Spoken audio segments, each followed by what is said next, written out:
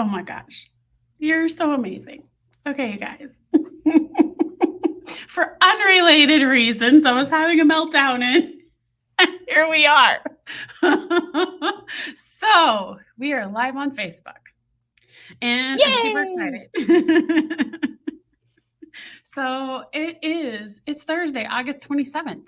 When for those of you who are just going to catch us live, hopefully live, or catching us on the replay, my name is Mocha-Mystique, and I work with healers, coaches, body workers, and I love helping people utilize their potential for creativity and success. But I also love helping people fulfill their passion without sacrifice. So that makes it even more amazing to be able sitting with Canada's dog whisperer. That's what I call her because Arianne came into my life a few years ago, and she has taught me so much about myself through the journey with my dog. So she's one of the most amazing personal development coaches, dog trainer, truly animal communicator. Because in times when I have literally struggled so much with my dog, the communication that she's able to do and have with an animal is profound. It truly is. But what I love about her mission is more than just empowering people through games with their dogs. It's not about having a game. It's literally about teaching you your full potential to have a genuine connection. So she helps you with personal growth to also be a confident and effective leader of your dog, but all in an environment that is not about control, not about frustration. And I think she comes from such a different place that she is what the world needs right now. She is absolutely what the world needs for how to communicate better with yourself, but through the animals that we love. So I wanted to introduce you and share her with my world because she's such a powerful person and such a light in my life. And I wanted to share her with the rest of you and the people in my world. Oh my gosh, what an introduction. Thank you for inviting me here. And I love your work, your world, your numerology, who you are, your body. I have learned so much about my body just from you. So that's where friends are for, that we learn from each other, right? Yes. Yes. So I love to be here, and my mission is make this world a better place with one dog at a time, because the dogs show us how we can live with more peace, more freedom, no control, inspiration. So let's do that. I think that last part that you said is what touches me. I think there's sometimes with people that we go in, not sometimes, I think humans in general, we have this element of control. We have to control all the things, right? And we're taught this, not just about dogs, but we're taught this even from a programming perspective. Only touch the things or do the things or be the things that you can control. Only, right? You can only control so much. And then we take those into other areas where we learn that you can't control anything in life truly. You can become aware of, you can make adjustments to, but there's nothing we can truly control. But unfortunately, people carry that to their animals. And I see it in my neighborhood all the time. And what I find striking, and I saw this woman the other day walking her dog. I had my dog, and she's walking. She grabs it by the face and she's like, heel, heel. And I'm like, and sometimes what I notice, and I'd be curious your thoughts, is I notice that people, I literally saw her, and it was almost like I could see a father figure or a mother grabbing her as a child, holding her face, saying, "You're not listening to me," right? And so sometimes I see this behavior of what almost like a parent does to a child, and then they do that because it's an animal of control. I don't know if you see that in the work that you do, but I find it fascinating. The control piece is something that you make people aware of. Yeah, yeah. And it's so true. The way how we treat our dogs comes from often trauma that we had in the past, right? And if we go back to that control part, why do we have that desire to control? Mhm. And it originally comes from the hunting part, right? If we can catch something, then we have food on our plates for the family, And the more we can control how often we can do that, the better we live. Mhm. But we're not living in that time anymore where we need to Right. hunt for our food. And right now, we're almost living in a time where what we have doesn't feel enough. So the Right. hunting part is still in there. So the desire for control comes from that we don't see what we have anymore, but we always want more. Very true. And getting that back to our behavior with the dog, it is almost programmed that control was the only way how your dog would listen. Mhm. That was Right. that is how it was taught to me when I Mhm. was younger. Right. But if you start to trust your own intuition and you start to explore what your dog does if you Mhm. inspire or feel different, Mhm. you get a dog who is not listening because it is afraid of you. It has the fear from maybe being hit or screamed or need to go somewhere where it doesn't want. But now it wants to do things because it wants to do it for you. That's the Mhm. difference from inspiration to control. But if we had any trauma, it reflects back in the behavior that we show up to our dogs. That's And then powerful. our dogs, they kind of mirror us back. Though they say like, what you're doing now is not really what you should do. And they show us, but we don't listen anymore because we know it Right. better, right? We Mhm. know how it works. Our dogs should listen. That's what the world tells us, right? Right. So It should come that, when called. It should walk yeah, next to us. It should be this perfect little pet that we dress up yeah. and that we do all the And crap that we do to and we dogs. forget that there is a whole learning process towards that. Mhm. How can you expect your dog to come when it's cold if you never taught it? Right. But that Right. is in the world where we're living. We got a dog, and if my dog is not coming when it's cold, then the neighbor is looking and says, like, see, your dog is not listening to you because it is the entertainment around it. It's a drama around it that keeps coming. So we feel even worse, and there the control starts to kick in again. Mhm. We So wouldn't want it's to be a peer that we can't control our animal. no, no, for sure not. So that is why it is hard to step away from that control and start to learn to inspire. But Mhm. if you can, you get so much back from your dog. And Yes. even I do this for a couple of years now, and I'm completely on the route of inspire instead of control. And I do that with Mhm. my kids as well. But that doesn't mean that they don't challenge me. It doesn't mean that Right. they challenge me and tell me like it's way easier and way faster to control right now. It is. Mhm. But that is because we thought that was the only way. But it also in the aspect of in the attempt of control, it separates us from consciousness. It is Hmm. not a conscious behavior. It's Nope. pattern behavior. It's go-to behavior when one doesn't want to be in the present of the now moment. Yeah. It's Right. I don't have time for this. This dog isn't coming. Yes. This right. And Yes. where does and we also can see that as Pamela is saying, it mirrors our behavior. I think when we call the dog and they don't come and they're not listening, but how many times can we say that to ourselves about our own body? Oh, for My sure. body's talking to me. My mind's talking. I don't have time for this. I'll check in with it later, right? It's almost this, Yeah.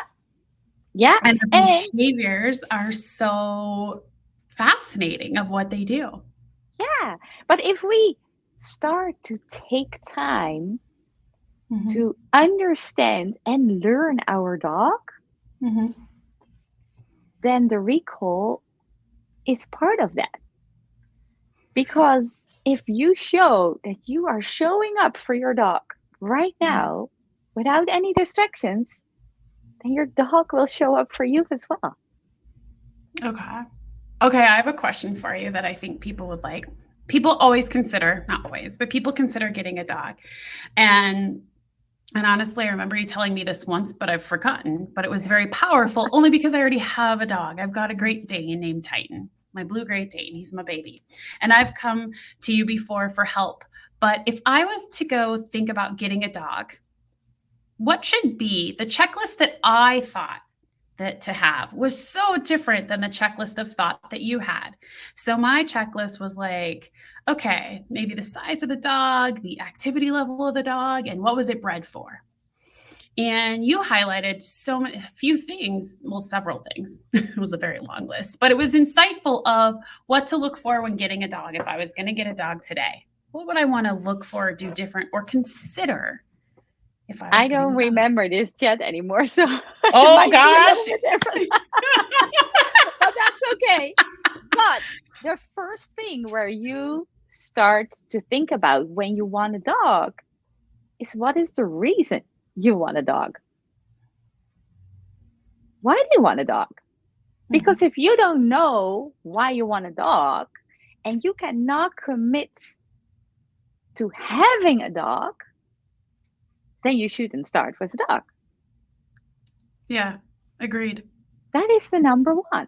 And then we often go off on what kind of breed or size, and in what state are we when we're looking for a dog.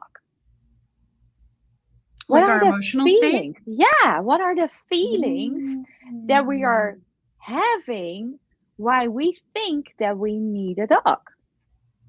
That's powerful. So if I'm searching for a dog and I'm in a place in my life where I might be emotional or needy, or I may end up finding a dog that's emotional or needy, and then when I transmute and I transition to a different state of being, now I have an emotionally needy dog that I complain about. Am I getting that? I think it is already earlier, because when you're emotional, I think you see it in your dog, but you don't see it yourself. That's where it all starts. But the best thing, if you get a dog, because if you go back to your feelings, you attract a dog from the place where you are right now. Not from where you're going, but from where you are right now. So if I am in a sad place, then I will attract a dog that has either way the same experience or can compromise it. And then from there, your dog will mirror you to show you where to work on if you want to see it. And if that's strong enough and you transform, your dog will transform with you. Your dog will never stay behind. They almost can be like a calibration tool in a sense to let us know where we are at emotionally, is what I'm hearing you say. Yeah, but it is often that we don't see that it is about us, not about the dog. Right. We blame the dog for maybe emotional or needy, but we only can see it because we're at ourselves too. So if we open up to what the dog shows us and work through our own challenges, we can become stronger with our dog. And that's where the relationship only gets better. So, you just made me think of it. So the other morning, I got up. So everybody's got their chair, including Titan. So he has his own ottoman and he sits. And if he sits on the, I guess you could say the east side of it, that his cue to tell you he's hungry and he's waiting for dinner. One of two things, or it's hot outside and he just needs a break. He just wants to sit there and cool off because of where the fan is. Very habitual dog. So it's early morning, and I've learned some quirks about my dog. I think it was maybe, it's not that early, 9:30.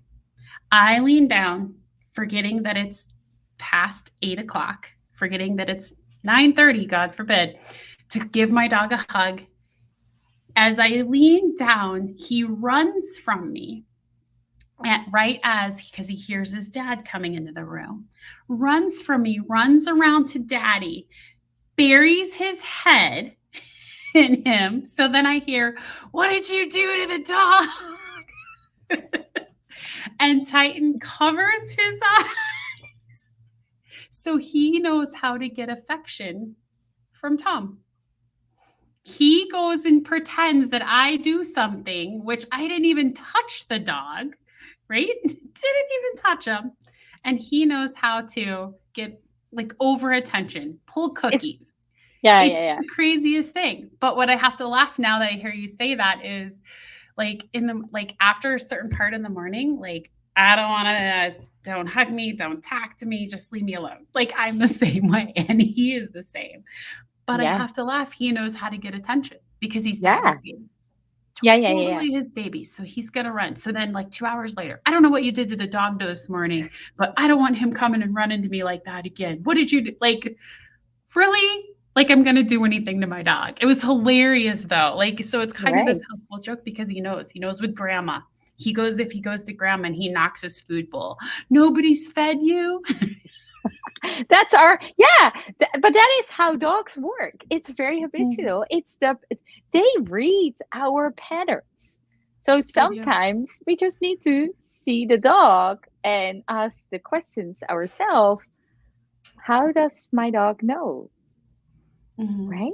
Because often it's us who were the trigger that your dog knows, oh, now I know what's coming. Or this worked, so I can do that again. So any behavior from your dog comes from you. Yes. You know, the other one he does to me is because I hate when somebody turns on the light on me and I'm sleeping. He turns it on. So when anybody gets up, if they turn on a light, Titan, you'll hear this. And he'll give you side eye, and he takes his paw and he covers, and there's this big sigh, and I'm like, oh my God, it looks literally just like me because I take the pillow. And now that you say that, I did not even think of that. He literally does the same thing. It's all drama. Turn off the light, right? And he'll lay there. And I never even thought about that. That's literally me. So one thing is you attract a dog that you need, right, to transform into better. And then beside that, you and any behavior they show comes from you. So instead of blaming your dog, go ask yourself the question, what did I do that my dog is doing this? Yeah. That's a whole different world. If we live in this world, then there is no control because what my dog shows comes from me. So I better ask myself, what did I do that my dog thinks that it's rewarding? So it's continual awareness. Dogs create a continual awareness of our own presence over and over again, truly. And that is the magic. So you have called yourself the spiritual game changer. What exactly is the spiritual game changer? And how does that relate to, is that part of the dog piece, or how does that relate to the animals? So a game changer is because I want people to know a different perspective than they have right now. So I want that change in there.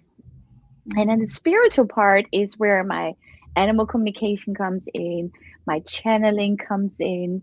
Those are the extra magic, I call it almost, to help me to better show up for anyone that I work with. So I will help you to see a different perspective so that it's not just blaming the dog, but change that. And then from there, I will help you with, in any training that I do, I will help you with foundation games where you and your dog starts to feel each other instead of talk to each other, what we are so used to, right? So a Mhm. lot of the games are quiet games just by feeling each other.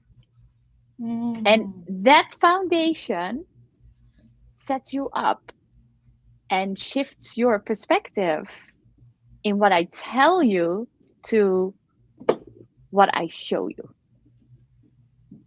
And you can do that from home.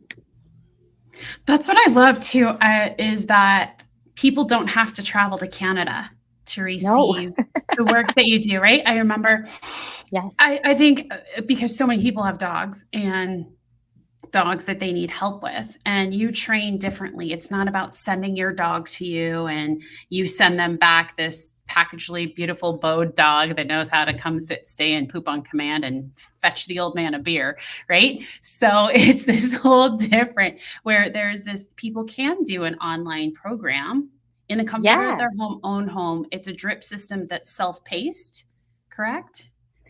Yeah, but it is Kind the of, but but I know. the most important part here is that when you bring a dog to a different environment, ask yourself, is your dog confident there? If it's a Mm, totally new environment, what is the interesting. first thing that your dog will do?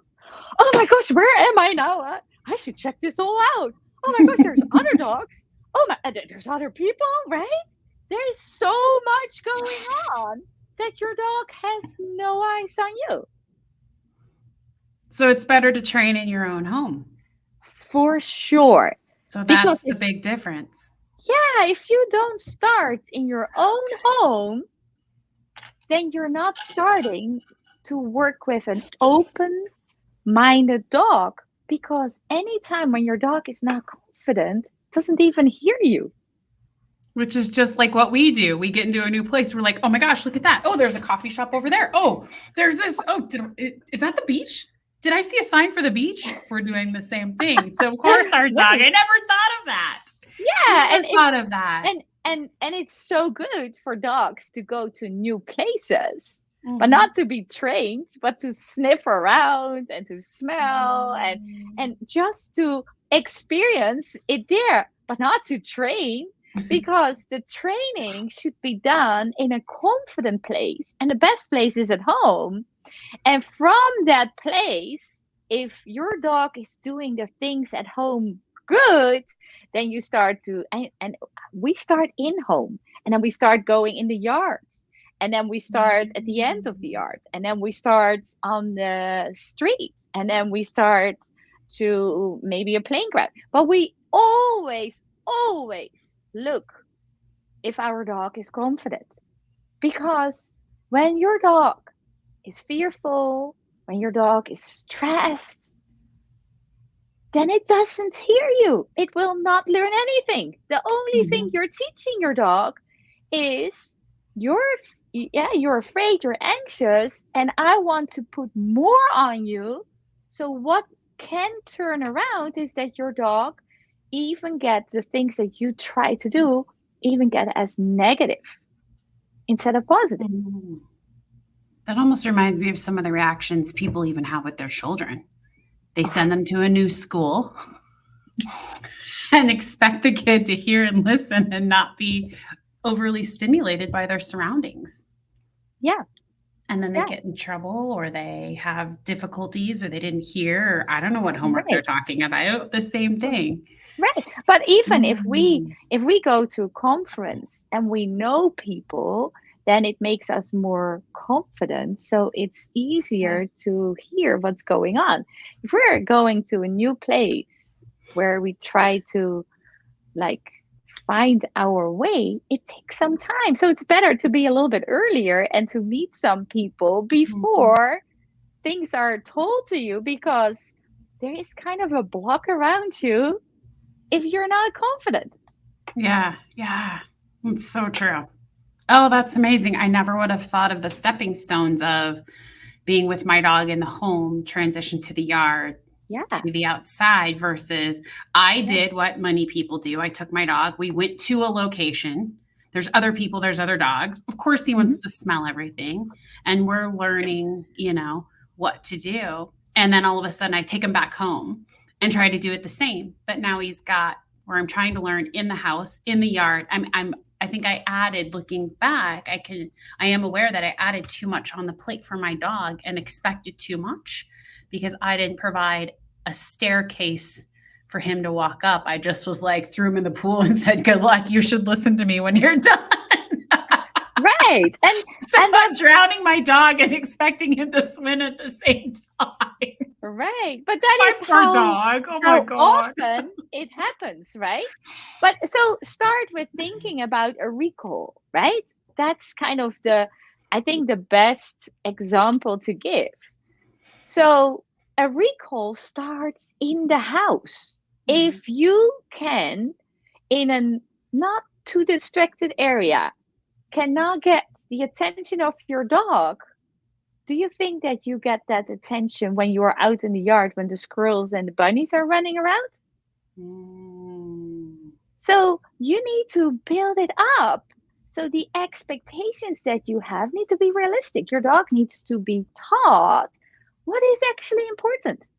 Mhm. So if you want to be important, then you need to work on you first to make you so much value that when you Right. bring it outside with more distraction, not all the distraction right away, but like little bits at the time, you're generalizing that behavior that is taught inside.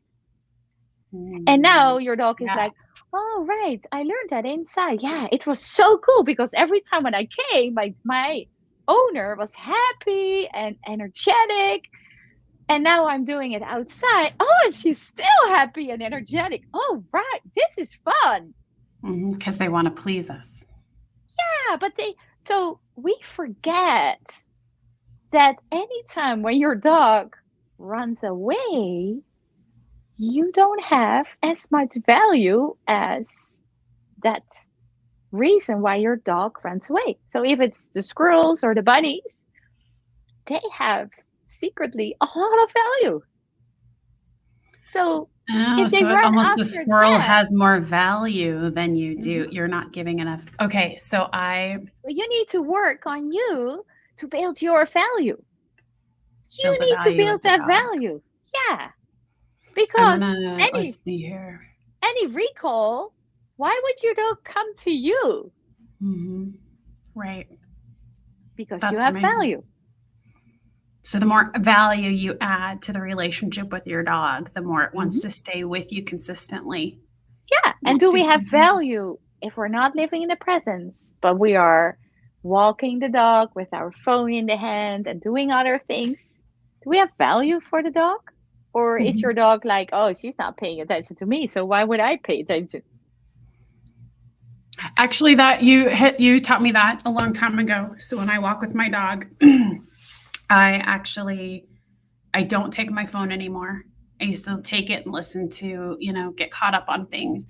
And it has definitely shifted. It took a little bit, not long, maybe about a week, but it shifted where he realizes that I don't have the phone and it's just me and him. And I get a little bit worried because he's older if something happened, if I needed help. And then I was like, I can just holler at a neighbor or something, and figure it out. But I don't take it, and his behavior is different Mhm. because he does know it's just me and him. It's just the two of us, and we're It's there to definitely. go. And so he does not. Other dogs go by us. He's like, whatever, man. Yep. And just there isn't. He doesn't pay attention, Yeah. and so it's made walking a different experience. And he's 7, Yeah. so I've been walking him for years, right? So even I notice a difference in that. But the interesting part is it took you saying that. I'm like, oh yeah, he has been different. It's also acknowledging the changes along the way. Yes, that's the other part where I really try to help people in that they celebrate like the small successes because like we want the dog to come home cold when we are in between the squirrels and the bunnies, but we never know that they do perfectly in the house and they always do it good in Mhm. the yard when there's no Yeah. bunnies. But they forget anytime when he is going after bunnies, they forget that they had so much success. Mhm. But we need to go back to our expectations. We need to learn our dogs that we have the value, that Mhm. we are the value. There is nothing around us that has more value than us. But if we don't believe that, how can we expect the Mhm. dog to believe that? That's the other Yeah, part. I love that. So I love that. sometimes I really see owners that are not in a right place to see their own value. And they can train their dog as much as they want. But if they don't see that they are not in a good place and that they need to work on their own value first, they will not see the shift. Mhm. I love that. That's beautiful. It's like the acknowledgement it because it's causing a human to acknowledge their own gift of just presence in this world, and then it's mirrored through their animal. And that's why the dogs help us to become a better person, to Mhm. live a life that we are here to be. Nice. Are you okay if I switch gears just a small shift? You So can. It's your interview. I'm here for you. I reached out to a couple of people and asked them and wanted to see if they had a question. And and it was based upon the first acknowledgement of the interview. So that's how I picked the people that I picked when I first was saying that I had the glorious experience of being able to interview you, one of Canada's best, literally. And so that's why it's so excited. And so what I found was so amazing was the comments that I got back of people that I didn't know had worked with you were amazing. It was so heartwarming. Oh my God, she's amazing. I'd love to know this. And people that have already experienced your work. So people speak so highly of you. It was just, I just had flooded messages and it was really beautiful. And Nice. so that is what I truly just, it was so fun. So one of the questions I want to is, let's see. We've kind of touched on this. Some of them we've kind of touched on a lot of, which I actually love. So Jenny was asking, how does our behavior and pattern impact our dogs? What do they reflect to us? And I think we've kind of gone over that, but right now. But is there anything else you would add to that? That our Yeah, I would patterns love and to add behavior? one more thing because Please. if you think about patterns, Mm-hmm. I always go back to when the dog starts to do a behavior, Mm-hmm. I want to know what happened just before. What is the trigger for the That dog? instance of the event?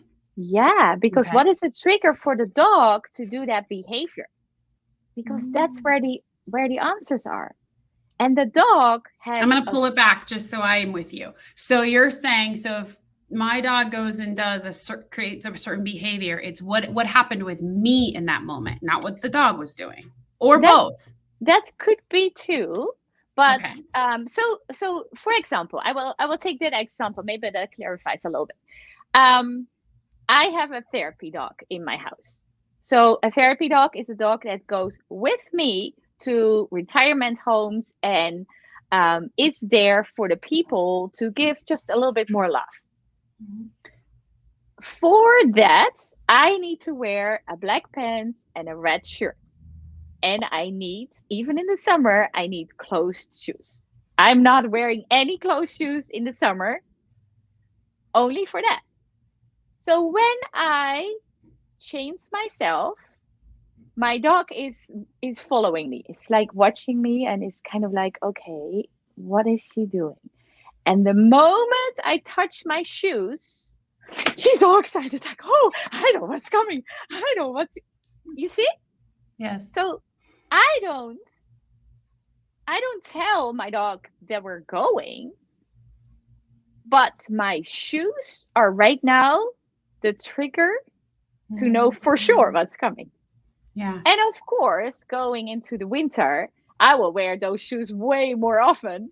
So she will have a couple times that she's kind of disappointed because I'm wearing the shoes, but we're not going, right?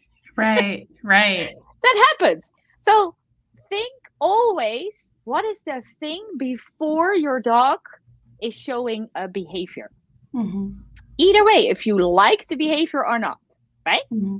Because there's also dogs who don't like to drive in a car, or they don't drive, but they are in the car when I said it wrong. Sorry, that's still my trends. My it doesn't matter. But there are dogs that as soon as keys are picked up, that the dog is like, oh my gosh, it's completely excited, like, oh my gosh, I need to be in the car. I don't want to be in the car. That could be a behavior because the dog is afraid for the car. But you're not even in the car. But when you pick up the keys, might be already the trigger that your dog knows, like, Mm-hmm. oh my gosh, I know what's coming. I don't want this, right? Mm. So So you go what is into a different type of behavior and you're like, what the hell's going on? Not yes, realizing that you instigated yes. So said behavior. always in any pattern, Mm-hmm. yeah, your Mm-hmm. dog is figuring out what are you doing so that I can predict what is coming. I love it. I And love it. from that is where any behavior comes from. And if you figured it out, Mm-hmm. your dog is always one step ahead. So there's Very another one. true. Very, very true. I love it. Your dog is always smarter than you. They always, especially around patterns, because they just read patterns all the time. Mm-hmm. They do, for Is sure. that a little bit more the answer on the question? Nope, that's perfect. Okay. So Pamela asked, they had a dog. So I was curious about this too. When dogs are timid and shy, and in her particular case, afraid of strange men, um, what are your thoughts on this? Because I know, for example, for a lot of us, I did this with my previous dog. I knew that she had my dog before Titan that she had issues, but she was severely abused. So I got her from a rescue. And so there was this working in. But with some dogs, when they're timid and shy, if we don't know what's happened to them and maybe nothing happened to them, what is it that we're experiencing? Does it go back to that same patterning? The pattern, the timid and shy dog that we have is still that reflection of what we chose and what we picked based upon the emotion? Or do you have Uh, any additional thoughts? I always start to think about, so what is the reason why I attracted this dog? That is Okay. the first one. That's the first question that I would ask myself. Okay, so what is the reason and what can I learn from my dog? For example, I started dog training around 16. And at that time, I still lived in the Netherlands, and I went to one of the highest dog trainers in the Netherlands. I did a course there, and I worked with a couple dogs already. But in that course, I had two weekends that I was there in turn. So 2 days full on.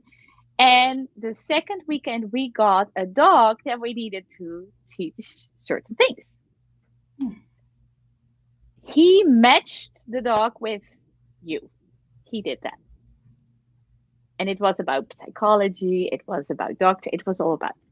So I got a dog that had a lot of fear, and I didn't understand why I got the dog with a lot of fear, because I could work with any dominant dog, but not with a fearful dog, because I needed to Mm-hmm. be like more calm, and I wasn't that way.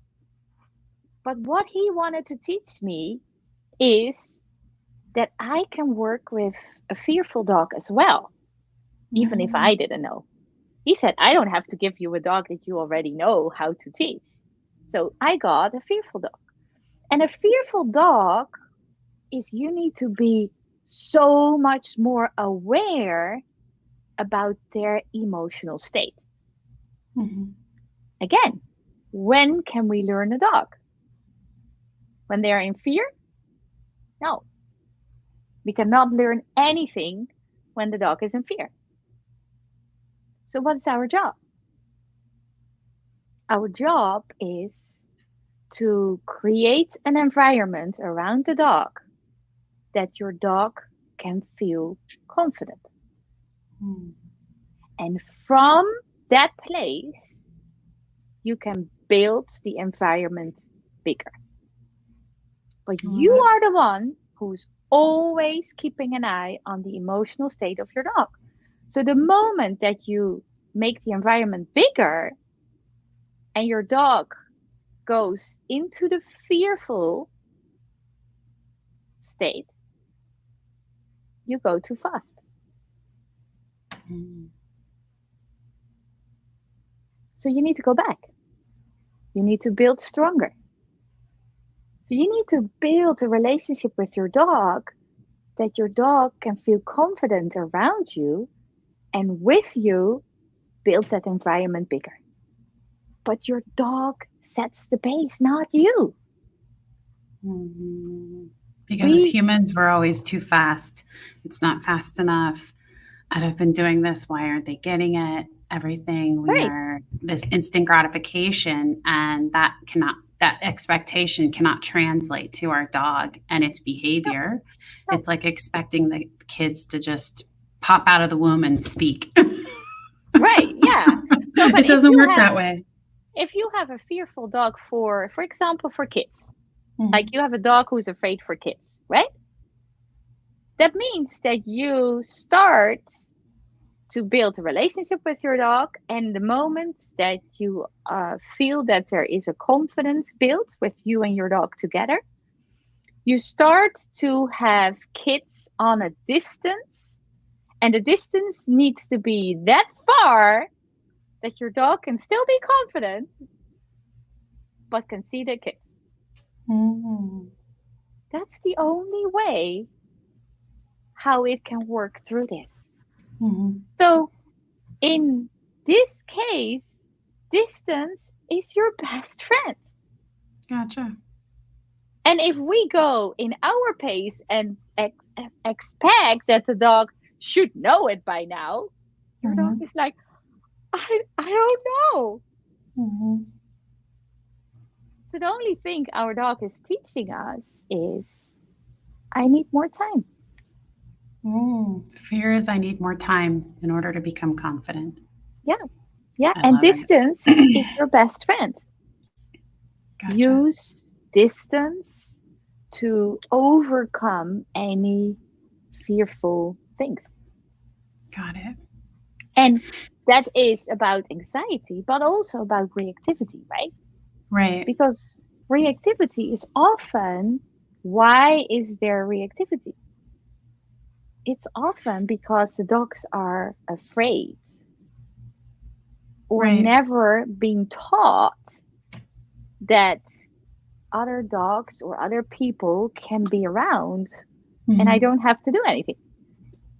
So I think you may have answered the next question that comes from Susie is she's got a standard poodle and realizes that she doesn't like other big dogs. She's really nice, then all of a sudden will show teeth, get aggressive. And what's a better way to deal with this? Because I'm tired of not being able to walk by other dogs peacefully. I think Yeah. that's powerful. So, from everything we've been saying, it's that your dog needs time. You're thinking that it should already know something. Your Yes. expectation is the dog should be farther along. It should just be peaceful like other dogs. It makes me giggle a little bit because, like, we as humans can't even figure that part out, right? Like, just saying. It's a shit show We in are not some friends places. with everyone, right? Yeah. Yeah, we're not friends with everyone, and we can't expect an animal to be as Yeah. well. But it Yeah. sounds like that we've answered that question. Unless there's something you'd like to add, that it's literally the dog hasn't had time. The dog doesn't feel confident. But also in that, I was curious. Does that also mean that somewhere along the way, I was taught that our job's natural instinct as our pet is to protect us? Do you think that's a true statement, that it's just kind of doing its job of protecting its owner, the territory, or Um, no? the only reason why they want to protect us is Hmm. because we don't take the leadership, and leadership means that we protect others. So Is that we like are, the switch of the alpha where the dog all of a sudden it feels like it needs to take a role on? I don't like that there is the alpha and things in there because that's more about dominance, right? And Mhm. if you go back in nature, we see it that way as an alpha, but it's not. I don't like to use it that way because it is not really how they told us it is. But there is a leader, and the job of a leader is that everybody is protected, everybody gets fed, right, and feels Mhm. safe. Mm. So if you as a dog owner are not stepping up to protect your dog, and protect your dog means also to be open to understand your dog. Because if your Mhm. dog shows you, Mhm. I am not sure what's happening here, please take me out, and you Mhm. still push him through, Mhm. your dog doesn't feel really supported, right? So then there's a continual patterning that's happening. I try to walk the dog doesn't feel supported, the dog doesn't feel safe, the dog doesn't feel that you're taking leadership, and the loop Right. literally is just continuing over and Yes. over. And Okay. and then it starts with a small pattern and it becomes habitual, and now that is completely created and your dog doesn't even know why it's doing it anymore, but it does, Mhm. right? Yeah. So safety is that part where I say you need to see when your dog is confident. As a dog owner, your biggest job is that you understand the difference in the emotional state of your dog. You need to recognize when your dog is confident or not. Yes. When you know that, now you can play with it. But if your dog is not confident and you're trying to learn him things, it might be the opposite way. Mhm. I love it. I love it. Let me look here. I want to grab. I I love the think I had. questions. Oh, I had 5. Been enjoying them. Bear with me here. I had. I want to grab. I thought I wrote down Lori's because I believe she's here. I cannot see anything. I have no idea. Nope. I asked questions ahead of time, and I know Lori's here if she's still watching with us here, because she just got a new puppy. And I love this. And it's a question that I think a lot of people have as well. How do I stop my 14-week-old from chewing on furniture? What makes a puppy chew on furniture? I redirect her to a toy, but she gets fixated. She goes back to it. I put some white vinegar on it and it helps temporarily. She's teething. And I'm a lot of positive, I believe in, if I got it right, I believe in a lot of positive reinforcements when she plays with her toys. And so, any tips as far as training a 1 to 2 a pup? I can't talk. Any tips for a 14-week-old puppy? My tip would be to hire you, right? That's my first tip. So, tip number 1. Tip number 2 for training a puppy. I think there's a lot in there because I'm even just learning a lot now that I'm like going back. If you've been with us from the beginning, I think even just the stair stepping of getting the dog comfortable in the home, then the different places, right? Mhm. So tip 1 would be to go back and listen, unless you were here. I think you were here the whole time, Lori. But a lot of people do have the issues with dogs. They'll chew on stuff and they chew on the furniture and the toys. And I love that she's redirecting, but what else might be going on? So I like to jump in on this part. So I am doing online lessons as well, and they're always in groups of 3 lessons. Yeah. So, and it doesn't matter if you have a puppy or an older dog, you can always build a stronger relationship. So when we work online, we are hearing your story, we're guiding you, and we start with some foundation games. And those foundation games are helping you to build you. Mm. So my question back to Lori is, why is she chewing on furnace? What is the reason? And I know she cannot answer here, But what is the reason that your dog is doing it? And when she's doing it, what are you doing? Mm. Because we can redirect, but are you communicating with your dog, or are you giving it attention? Are you making it more so that your dog feels rewarded? And you can, it's perfect. The redirection to toys or bones or things, it's perfect. If your dog is teething, like 14-week-old, it starts at that time. If your dog is teething, I always give the tip to have toys and put them in the freezer. Make them cold. I don't know about you, but I had kids, and the best thing we could do when they were teething is ice. So anything cold feels kind of soothing. So the furnace might be cooler than the toy right now. But if the toy goes in the freezer, maybe the toy will be the go-to. Mm-hmm. So I ask questions back. And I want the owners to think about not just the problem, but what do they do right now? Mm-hmm. Yeah, she's saying that her previous dog that never chewed, but maybe it's because her teeth bothering her. She does it out of nowhere, but she'll watch and see. She'll watch and see. Yeah. Yeah. So I said, have any toy and put it in the freezer. That works most of the time really well.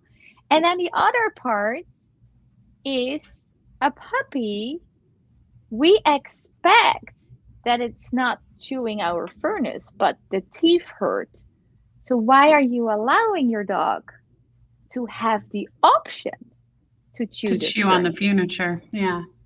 Mm-hmm. So can you make the room, can you close it off so that there is no opportunity to chew the furnace in a time where your dog feels the need because it helps them to soothe? Gotcha. Yeah. So dog training is not just what you do, but it is also sometimes part of the management. And you are expecting your dog is not chewing the furnace, but you allow them to be there. Mm. It's like tempting them. You can be in this room, but don't touch anything. Yeah, right. And Right. you can try, but if your dog shows that furnace is really tempting for them, you might need to think that you can block it off.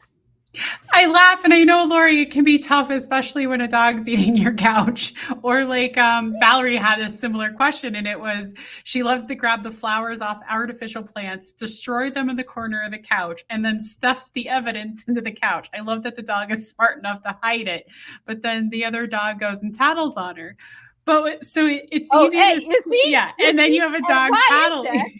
And why is that? Because when the dog tattles about that dog, it gets rewarded by you. Oh my gosh. Yes. Your dog is like, of course I will tell because that helps me. It's just like kids. Mommy, look over here. Look what so and Yeah, so did. yeah. And So it's like, I oh, have, thank you for telling me. Don't do yeah. this. Don't do this. Right. But I have a dog who is crazy about pens. Like she grabs on. My whole desk is full of paperwork and books, and I don't know. There's so much stuff, but there can be one pen, and it can even be underneath a paper. Oh She my will gosh. find it. That's It hilarious. doesn't. It's not about everything there, but it's about the pen. The pen, maybe the cracking, or that we are all trying to chase her after the pen, right? Is what it makes it more. Yeah. So even unwanted attention is still attention. Of course, Of of course it is. course. Yeah, I yeah. love it. And that is, and if you look with a smile to things, and like I work in an I work like I have a household with 4 kids. I am most of the time I'm more training my kids than my dog. Mm-hmm. Mm-hmm. Because if I am not chasing the dog after when she grabs a pen, but my kids do, she still has a blast. Right? That's hilarious. That's so funny. So take that in consideration. If you have a family where there is more people involved, it's not just about you. Maybe somebody else rewarded it. Yeah. And anything that is rewarded will come more of. That's hilarious. I can all of a sudden hear my partner going, "Why are you rewarding him for bad behavior?" I'm like, I don't know, because it's funny. And but can you imagine that we start to laugh about our dogs? That our dogs, they think it's a party. They love us because they laugh. Yeah. So that can be so rewarding for your dog. So if your dog is doing something and you don't really like it, don't laugh. It really doesn't help. I love it. All right. I want to be attentive to your time. So we can be done, but I got like 3 more questions. Do you have time? Yes, I have. I'm loving this. And I'm jumping in. I had actually 2, but a woman named Kim, I think it's a woman. I'm not sure. I never assume anymore these days, but Kim Hall. Oh, yeah, I know her. Okay. Problem with dogs barking aggressively at other dogs and humans, like wild animals. So barking dogs, bark dogs. And I'm actually going to pull in her question. So dogs barking aggressively at other dogs and humans. And part of me wants to pull in Sarah's had a question. I'm going to chop up hers a little bit in case they're related. And Sarah's was also, how do you get your dog to understand that now is not playtime, no matter how much you bark at me? How do you communicate this? So I guess I'm just pulling the 2 barking things together because that's their way of speaking. Are they separate, the same? I will take them separate. So go back to Sarah. First, she mentioned that when the dog is barking, but I don't have time, right? No playtime for me right now. You need to go back that there was a time that barking helped your dog to get what he wants. Just like when we're born, babies, we cry, we're fed, we're changed, all of that. So the puppy stage, the same thing. The dog barked, we responded. Now the dog barks is annoying. Right? Yes. So we loved it for a while, but not anymore. But your dog is still expecting it. That is kind of where it's coming from. So in this case, when that happens and you don't want the barking anymore for playtime, is that you need to break the behavior pattern. Got it. So how do you break it? That either way you block, that your dog knows really well what the expectation is with it. So it could be they go to a crate or a bed or something that they know the expectation here is to be there and quiet instead. Or you do something else so that your dog has not the expectation the barking gives me the playtime. Because even her interaction with the dog now, the dog is still being responded to. Right. Even if you say like, hey, silly, I don't have time. Yeah. It's still an answer. Yes. So breaking the behavior pattern means that you need to give your dog a different job. And a job can be easy with just laying down on a bed. That's a job. Yeah. So sometimes what we think is giving a dog a job is that simple. Oh, yes. So simple. It's a job for your dog is a clarity of expectations. Yes. That's the job. Beautiful. Your dog knows, oh, if I do this, I know it gets rewarded. I know that this is what they want. Yeah. So that is that part, right? From Sarah. Now we go back to Kim. So you mentioned that the barking and sometimes even aggressively to other dogs or animals, wild animals, I think It you said, said. let's see if I understand it how I'm interpreting it, that the dogs almost bark aggressively like a wild animal, but they're barking at other dogs and humans, and she's nervous to walk them anymore. Okay, so I try to get a little bit of imagination here. If your dog is seeing a wild animal, maybe behind a window, right? And your dog barks, and the wild animal goes away. Is that a reward? Because an action happened. Right? So anytime when I bark, it goes away. So, and if it doesn't go fast, then I need to bark more. So it's hard because wild animals we cannot control, right? Sure. So what we need to do is that we can And she's redirect. probably I can just see a person in the window going, "Oh, look at the deer! How beautiful! Stop barking!" Because now we're chasing it off, and we're trying to enjoy the deer, and the dog's barking, and it's getting it to run away, and we're like, Right. "Shut up! Look at the deer! Shut up! It's beautiful!" right. But even if we are completely like the extraordinary beauty of the wild animal taking in, our dogs feel that too, right? Yes. Because our dogs can sense our emotions, like I learned from you, sure. how they feel our heartbeat from 5 feet away. For sure. Yeah. So, and it's the same with dogs who are barking to other dogs. Either way, they get barking back or it goes away. Both is rewarding, right? Right.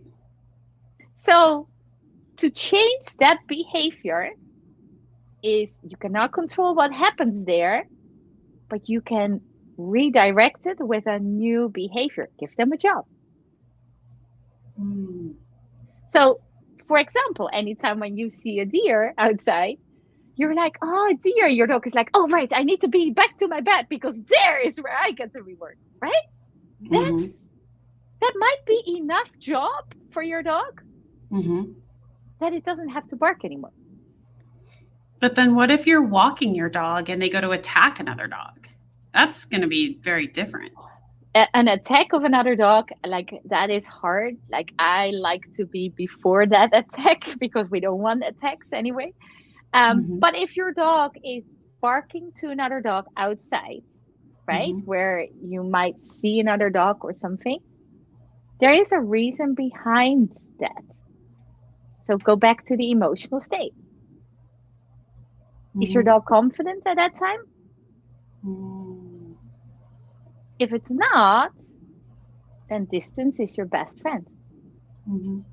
So you need to have more distance to build that dogs can be around and you don't have to bark. Confidence, distance, and space. Yeah, but if we put them all together and we never taught them that other dogs are okay around us, how can we expect that they are not barking? Because they figured out that if I am in a space with other dogs and I bark, then either way they go away or they bark back. Perfect. That's what I want. Right? Yeah. But if they are from a fear barking, they show you, and you can see that. You know your dog best. So start to explore how your dog looks confident. And when is your dog not confident?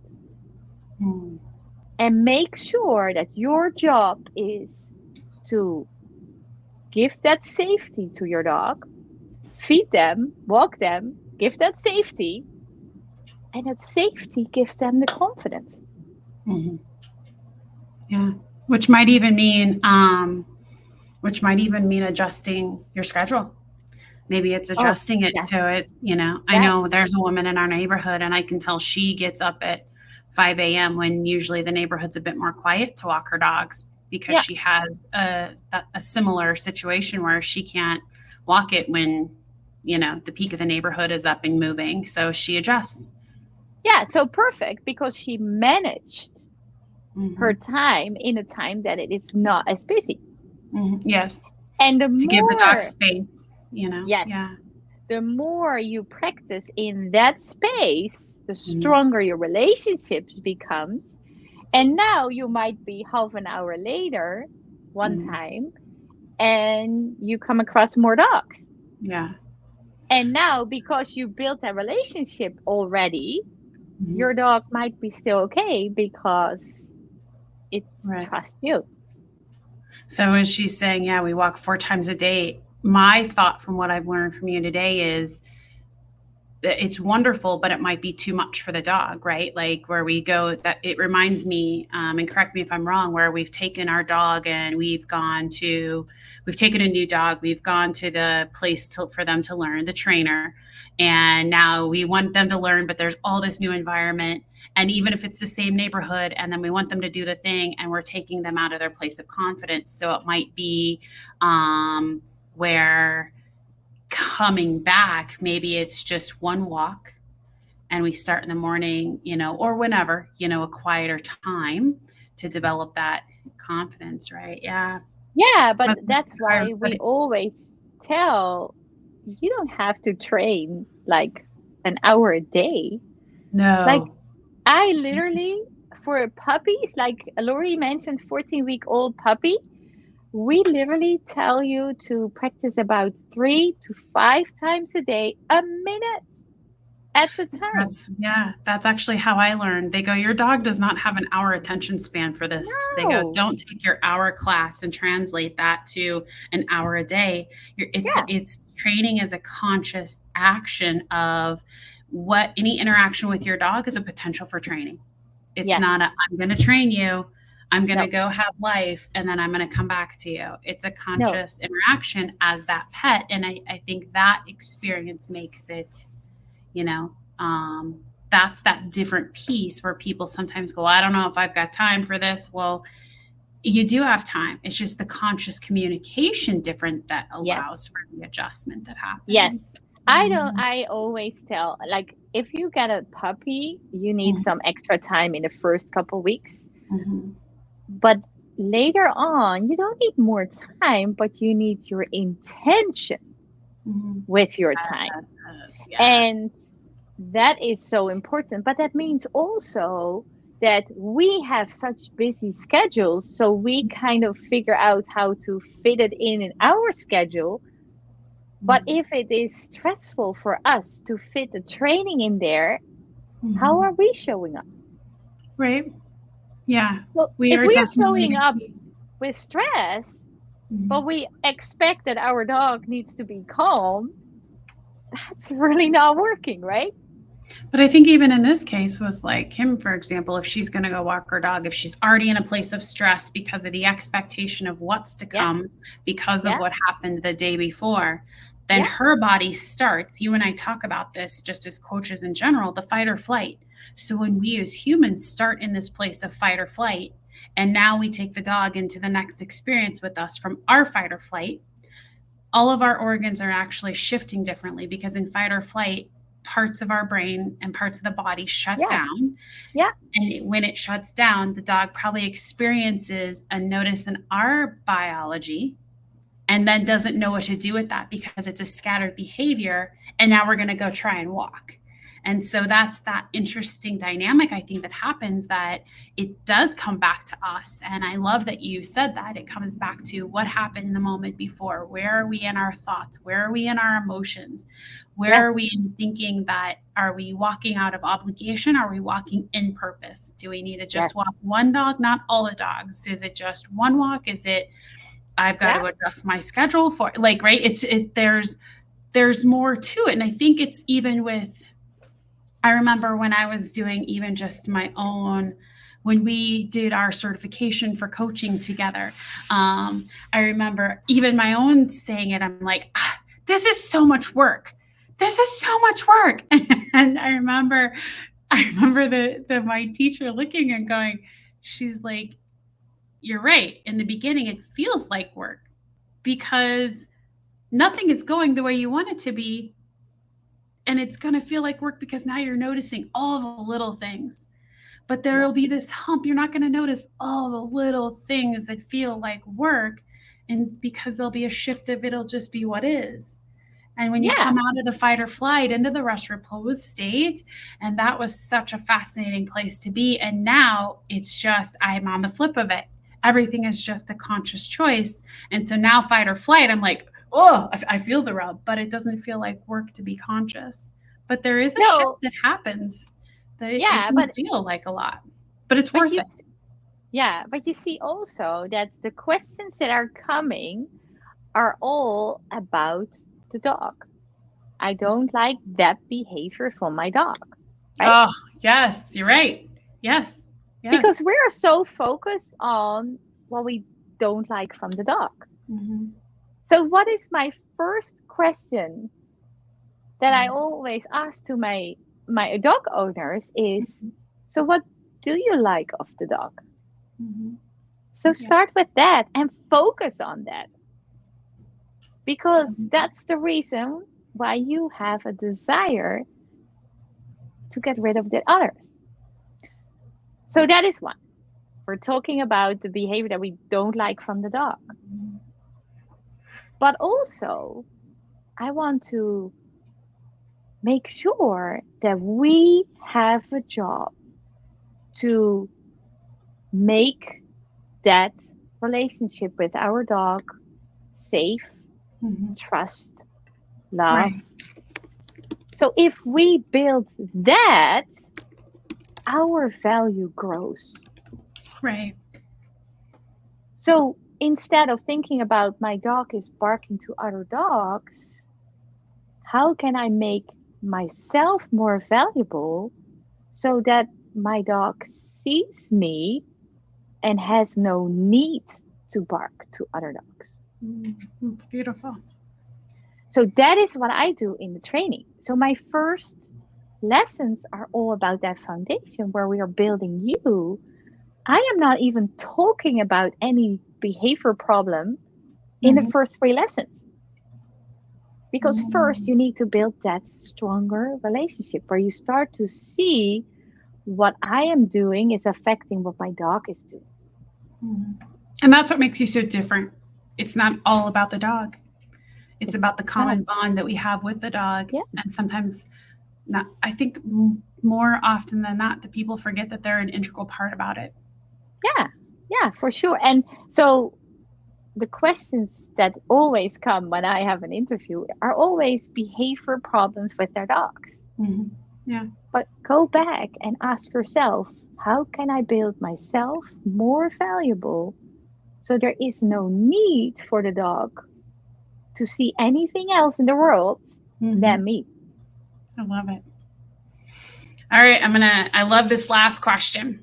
So, um, Sarah talked about the best way to communicate with your dog, but I'm going to blend it with the question Mira had. She has a fascination for animals. Curious, how do we listen and tune in more to better our relationship, communication, and connection? I think you hit a lot of it on the head with the value piece by being more valuable to our dog. That's going to change the connection aspect. But I'd love any additional thoughts on that. So, as humans, we are so dependent on language, right? Our Very. language is the one how we communicate. I want you to go back to feeling the relationship with your animal, because I know Mira has horses, right? I believe so. Yeah. So in my case, when I work with dog owners, I want that people start to go back to that feeling state instead of the language state. That's why in the first 3 weeks we don't even talk. It is all based on energy, on feelings. We need to go back to that intuitive level, because that's the way how animals communicate with each other, but also with us. Right. So So if we go back to that level, then we understand when our dogs sends us the messages of not feeling confident, not feeling safe, things like that. And now we can act on it. Mm-hmm. And if you act on a dog who's not feeling confident in a certain situation and you help him out, does that make your relationship stronger? Absolutely. So, do you think that your dog comes the next time when it feels like awkward in a situation? Do you think it's coming back to you? Yeah, that's so Because you such helped it out. right. Mm, I love it. I love it. I know my dog, everything. My mom always says how telepathic he is, right? There's just no need, and literally she communicates amazingly with him, and he will follow all her commands, and there's nothing verbal. She just talks to him in the head, and it's fascinating. It's fascinating to watch, even though like I don't Yeah. always do that with my dog, but I love that I learned hand commands with him. And so like we do so be silly. So I look like a crazy person when I'm like, "Oh," and that does a certain thing for my dog and and just so I love it. But they're just such amazing beings. Sometimes our language comes in the way with communicating with animals because we're so dependent, so related to. But if I say this, my dog should understand. And I always ask why. Why should it? Yes. Yeah. It's Yeah. like saying you should know what I'm thinking just because I'm Yeah. sitting here staring at you. Right? Like we forget how if we took it back and we were to say it to another human would be like, what the But also if like our friendship, right? For a couple years now we have a friendship, and that friendship is based on listening, Mhm. understanding, supporting, Mhm. safety. Yeah. So are we not committed to give that to our dogs too? Mm, I love it. I love it. I love it. I love it. Thank you So so that's, much. yeah. This has been amazing. So, for those of you that would like to, had a lot of great questions, a lot of comments. I had a ton of messages, and I want to thank you all for all of it. So, if you would like to connect, you can go to joyfulsupport.com. Yeah. And she's also going to be writing a book. And that book is called Be the Change for Your Dog, a powerful, amazing book that's going to be coming out. So there are so many ways. And if you're looking for that deeper bond, that deeper connection, that deeper relationship where you can explore not only your own personal journey, but through the eyes of your dog, you've got the spiritual game changer. It's going to be far more powerful. It's more than just coaching. It's more than just dog training. It is truly a connection that I think can change the world through ways that you never saw coming. So it's a way to truly empower yourself, empower your dog, have greater confidence as that unique bond, and it can actually be very life changing for you and your family. No matter how big that family is. The other part that I do want to share because I can't not we are co-authoring a book together. Yay! And I am super excited. So I'm even more excited as we co-author a book. That book, it's gone to the publisher, so we're co-authoring within the Beyond the Shift series. It's the two of us plus two other women, and very excited. That book should be coming out before. I don't like to say the word should, but I believe I don't have the publishing schedule in front of me, but I believe before Christmas. So if you would like to experience a taste of a little bit of what I do, what Arianne does, and have that in a collective book that's got some powerful women with powerful stories, then you can get a taste of it. So now you've got two books that are coming in that you need to buy, hers and ours. So Yes. I am so grateful that you came on today. So grateful for your wisdom. I know that you have helped me in ways, like I said in the beginning, that I never saw coming. I've got a better relationship, and I wish that I would have met you back prior to any dog that I've ever associated with, because I know that I could have had a different relationship with the dog. But now, instead of looking back, I can just move forward and have the best relationship all the time with it. So, and the timing is always right. Yeah. Oh, I just saw a note from our publisher. This is amazing. Yeah, November 22nd. Pamela is the publisher, and so November 22nd. That's when it's coming out. So y'all have 2 books to buy. Yes. And we appreciate your support, and I appreciate you. I appreciate our friendship and everything that you do and how you really touch the world, because it's more than just what you do in Canada. You've got clients that are all over the world, and you're doing great things. So thank you. Thank you for having me. It was such a pleasure to be with you as a friend and even as a body worker, because I am still learning every phone call we have together from you as well. And that's where this world is for. We need to learn from each other. So be open, be interested, be curious, and see what else is around us, because that makes us all in a better world. It does. Thank you so much. You are so welcome. Thank you. I appreciate you. Have an amazing day. Give Joy a little scratch for me. For sure. We will. All right. We'll talk soon. Bye. Bye.